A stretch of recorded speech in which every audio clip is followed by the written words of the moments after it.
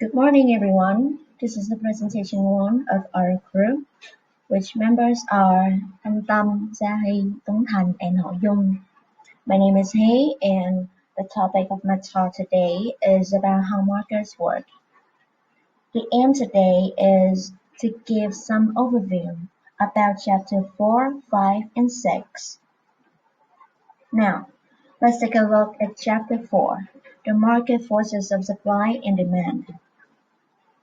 So, most of you may be familiar with the theory of supply and demand, but now let's take a deeper look at what supply and demand mean.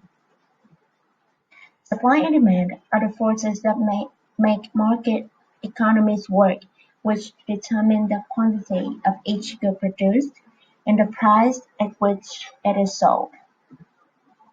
They refer to the behavior of people as they interact with one another in competitive markets.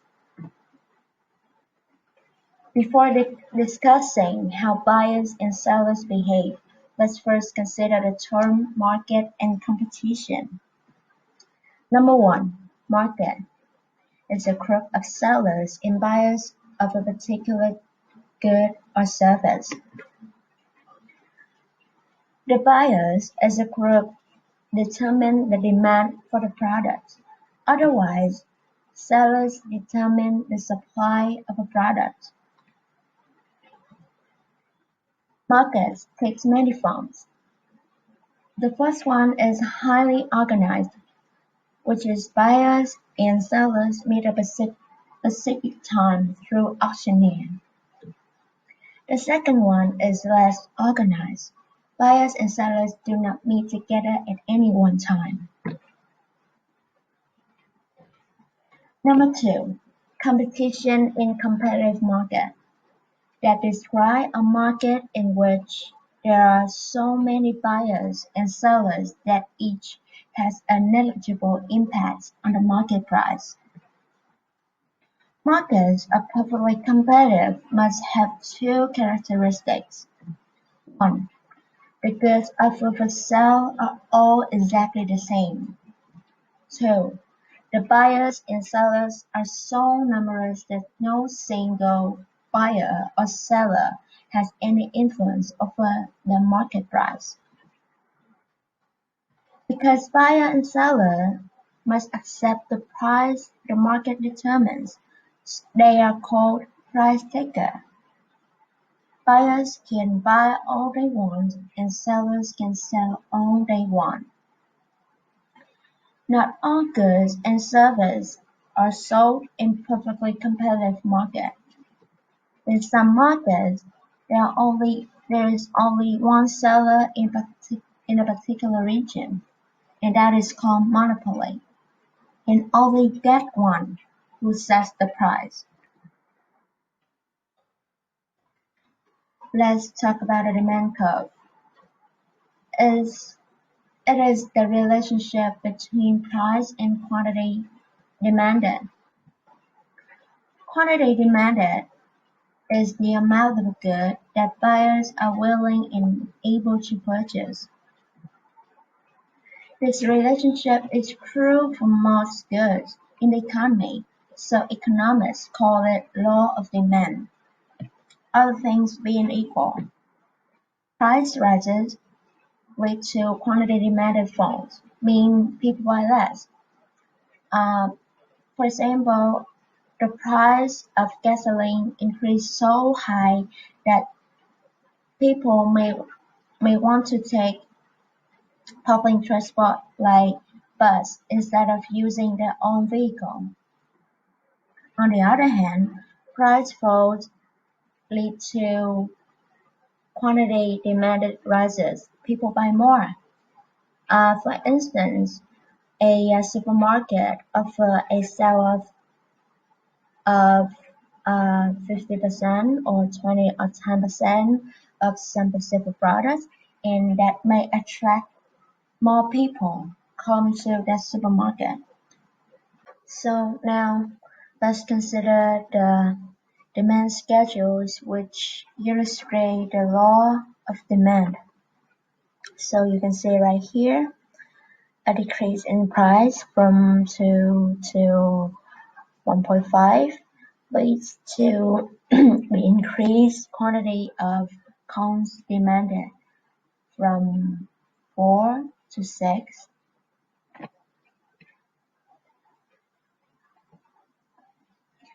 Market demand versus individual demand. Market demand is the sum of all the individual demands for a particular good or service.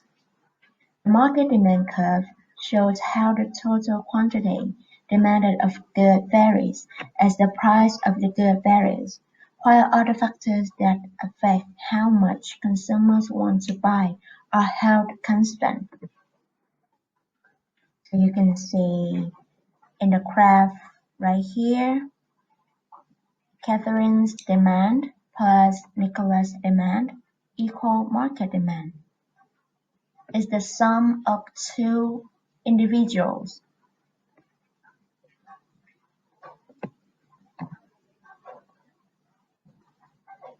Number 3. Shift in the demand curve. If something happens to alter the quantity demanded at any given price, the demand curve shifts the demand curve to the right, which means an increase in demand. Reversely, shifts the demand curve to the left, which means a decrease in demand. There are 5 factors: income, price of related good, taste, expectation, and numbers of buyers are all shift the demand curve. Apart from price of related good is only represent a movement along the demand curve. Now that my partner has talked about the demand, I will discuss about the supply. First, the supply curve. It is the relationship between price and quantity supplied. Quantity supplied is the amount of good that sellers are willing and able to sell. Law of supply. All things being equal. So if the price rises, then the quantity supplied would rise. And in contrast, if it falls, the quantity supplied falls. Below are the supply schedule, which illustrates the law of supply. This is the figure 5, Ben's supply schedule and supply curve, which we took from our textbook. So as you can see, as the price of the ice cream rises, the quantity of ice cream cones also rises. We can see that through this line, which is going upwards. Market supply and individual supply. Market supply is the sum of the two individual supplies. The market supply curve shows how the total quantity supplied varies as the price of the good varies. Holding constant are other factors that influence producers' decisions about how much to sell. This is the figure 6, market supply as a sum of individual supplies. So these are individual supplies, and to calculate the market supply, we just plus it all together. So then 1 plus 0 plus equal 1. Yeah. Number 3, shift in the supply curve. Shifts the supply curve to the right. That means it has an increase in supply. Shift the supply curve to the left, then it is decrease in supply. Input prices. The supply of good is negatively related to the price of the inputs used to make good. Technology. The advance in technology leads to reducing firms' costs.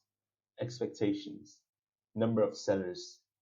Influence the behavior of individual sellers. Market supply depends on the number of these sellers. Supply and demand together. Equilibrium. It is the situation in which the market price has reached the level at which quantity supplied equal quantity equal the demanded quantity. Equilibrium price. The price that balances quantity supplied and quantity demanded. Equilibrium quantity. It is the quantity supplied and the quantity demanded at the equilibrium price. Surplus. It is a situation in which quantity supplied is greater than the quantity demanded. Shortage. It is a situation in which quantity demanded is greater than the quantity supplied. Law of supply and demand. The price of any good adjusts to bring the quantity supplied and the quantity demanded for that good into balance.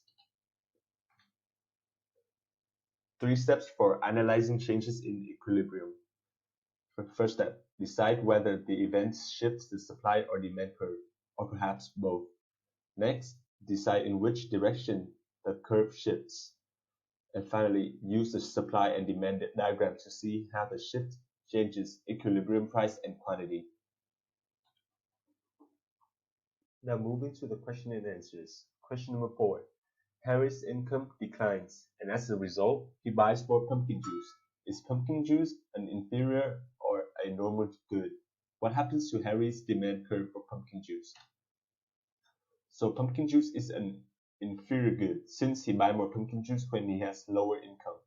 Harry's demand curve for pumpkin juice moves to the right of the graph because he still buys it more pumpkin juice even when the price doesn't change. So this is an example showing the graph going right and downwards.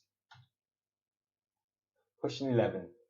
Suppose that the price of basketball tickets at your college is determined by market forces. Currently, the demand and supply schedules are as follows.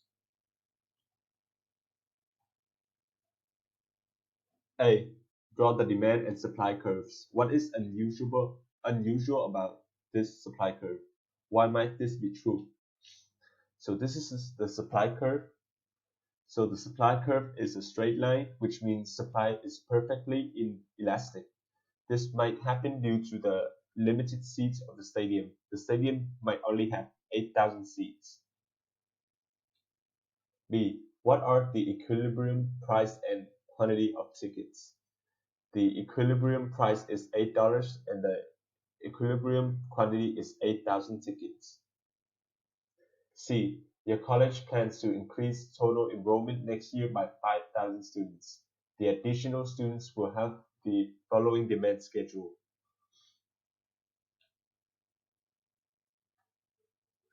Now add the old demand schedule and the demand schedule for the new students to calculate the new demand schedule for the entire college. What will be the new equilibrium price and quantity? So this is the new demand schedule for the new students, and this is the old ones. So the new equilibrium price will be $12 and the quantity demand will be 8,000 tickets. Hi, so I'm going to talk about Chapter 5, which is called Elasticities and its Applications. First, let's talk about price elasticities of demand. What is elastic? Elastic means that the product is considered sensitive to price change, and inelastic means that the product is not sensitive to price movement. So, price elasticities is used by economists to understand how supply or demand changes given changes in price to understand the workings of the real economy. For instance, some goods are very inelastic. For example, people need to buy gasoline to get to work or travel around the world. And so, if oil prices rise, people will likely still buy just the same amounts of gas. Now, let's come to the next one. Price elasticities of demand is an economic measure of the change in the quantities demanded or purchased of a product in relation to its price change. Here we have an equations of price of elasticities. As you can see, now we have an example here about the price of apples and it's come to an equation here. The elasticity of apple will be 3.33 at the end. So that means apples are quite elastic in terms of their demand. The total revenue is equal the price of the good times the quantity sold.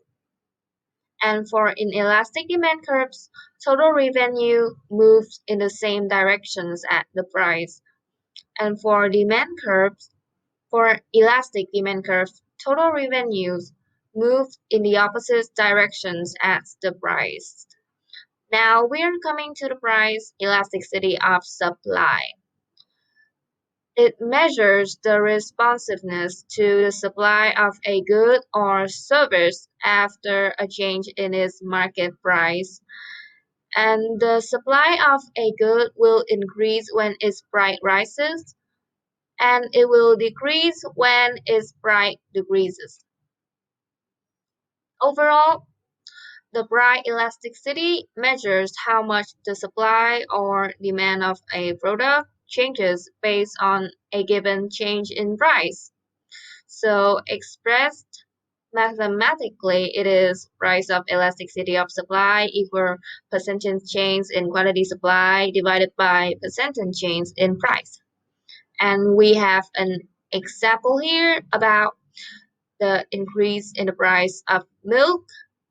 And in this example, we are using the midpoint method that here, and you can see. So finally, the elasticity of 2 indicates that the quantity supply changes proportionately twice as much as the price. Here you can see our math clearly. And the tool of supply and demand can be applied in many different kinds of market, like the market for wheat, the market for oils, and the market for illegal drugs. Hi, now we're coming to the first questions. Question 11. You are the curator of a museum, and the museum is running short of funds, so you decide to increase revenue. Would you increase or decrease the price of admissions and explain why?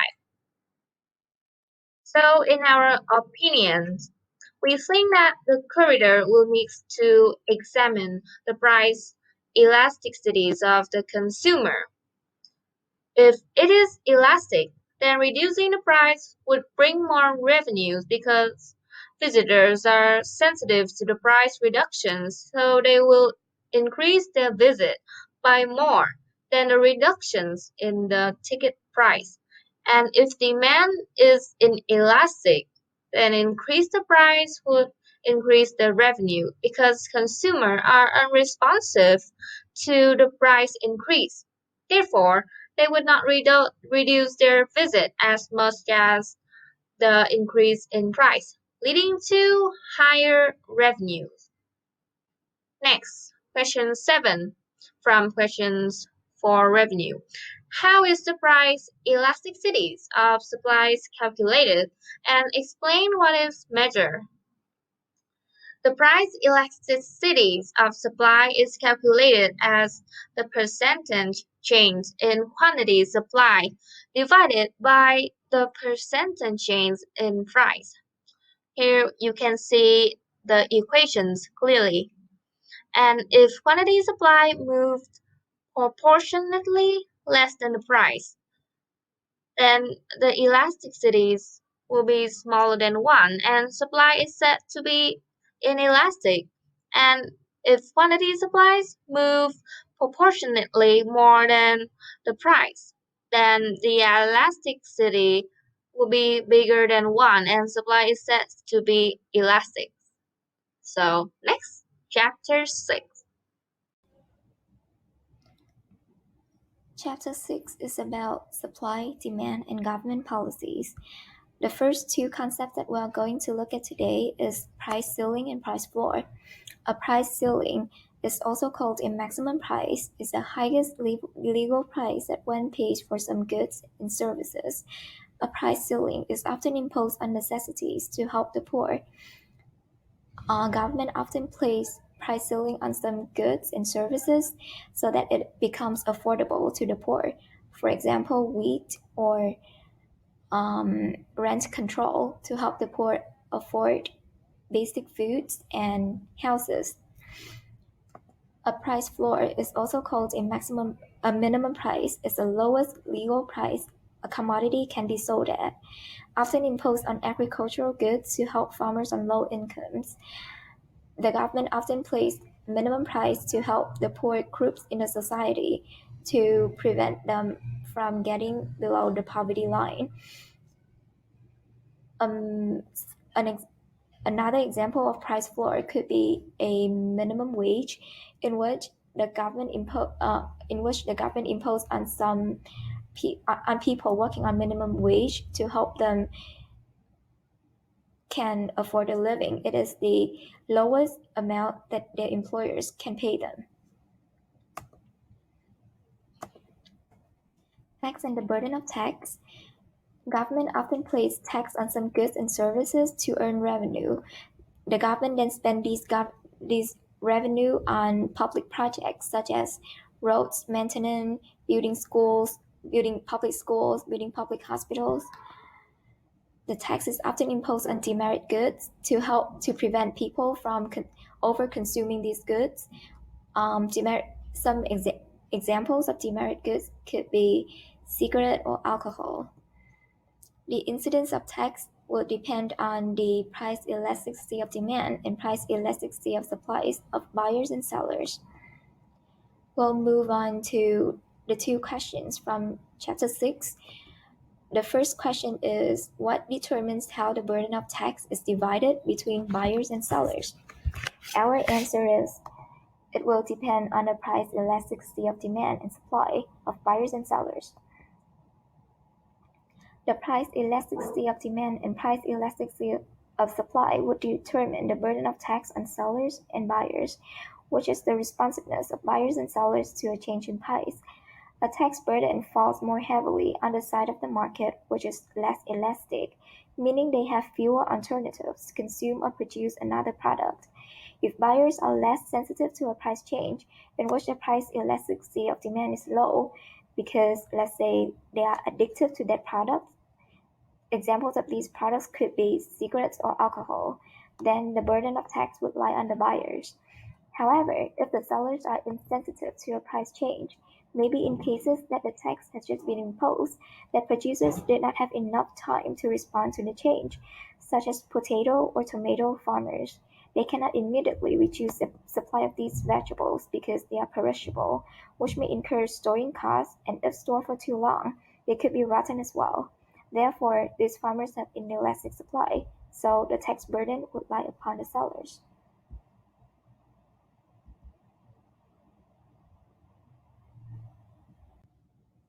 The two diagrams below would demonstrate the two previous situations. The diagram on the left has inelastic demand, which demonstrates the market for cigarettes as mentioned previously. The total tax burden is the shaded triangle here. The red area represents the tax burden on consumers, and the blue area represents the tax burden on producers. The diagram on the right is the opposite, where buyers have inelastic supply due to the short-run responsiveness to the tax imposition. Therefore, the tax burden on sellers would be larger, which is represented by the blue triangle here. And the red area represents the tax burden on consumers. The second question from Chapter 6 is, if the government places a $500 tax on luxury cars, will the price paid by consumers rise by more than $500, less than $500, or exactly $500?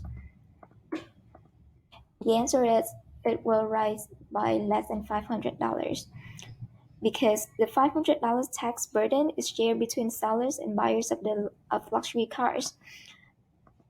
The pink shaded triangle here represents the total $500 tax. If buyers have How the tax burden is shared among buyers and sellers of luxury cars would depend on the price elasticity of demand and price elasticity of supply of buyers and sellers. If buyers have inelastic demand, then they would have more tax burden. But if sellers have inelastic supply, then the tax burden would lie more on the sellers. Only if the demand for luxury cars is perfectly inelastic, in which its demand curve would be a vertical line, like if the demand curve is not like this, but it is like this, like a vertical line, then the consumer of luxury cars would bear all the tax burden. The consumer of luxury cars would also bear all $500 of tax burden if the supply of luxury car is perfectly elastic, in which that supply curve would be a horizontal line like this instead of these two supply curves.